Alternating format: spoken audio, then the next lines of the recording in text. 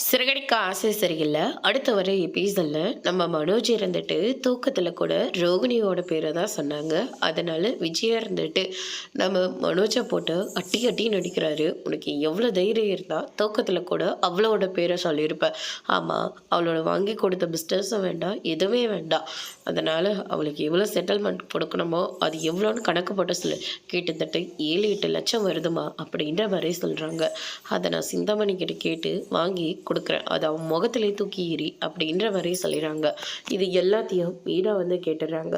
முத்துக்கிட்ட போயிட்டு இது சிந்தாமணி எவ்வளோ பெரிய டேஞ்சரான ஆளுன்னு நம்ம எல்லாருக்குமே நல்லா தெரியும்.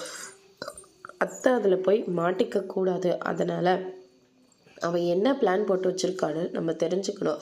அத்தையை இதிலேருந்து நம்ம காப்பாற்றணும் அப்படின்ற மாதிரி சொல்லிடுறாங்க.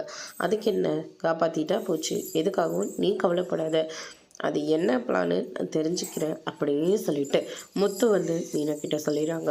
அதுக்கு அடுத்து தான் நம்ம முத்து இருந்துட்டு நம்ம சிந்தாமணிக்கிட்ட வேலை செய்கிற ஆளை ஒருத்தரை மீட் பண்ணுறாங்க.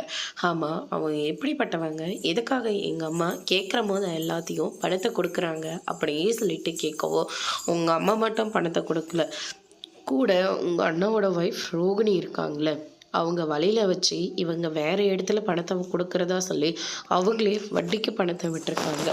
ரோகிணியை வச்சு அந்த வீட்டை எழுதி வாங்கலான்னு முடிவு எடுத்திருக்காங்க அப்படின்ற மாதிரி சொல்கிறாங்க. இதை கேட்ட ஒன்று முத்து வந்து பயங்கரமாக ஷாக் ஆகுறாங்க. அதோட இன்னைக்கான பிரம முடிச்சிருக்காங்க.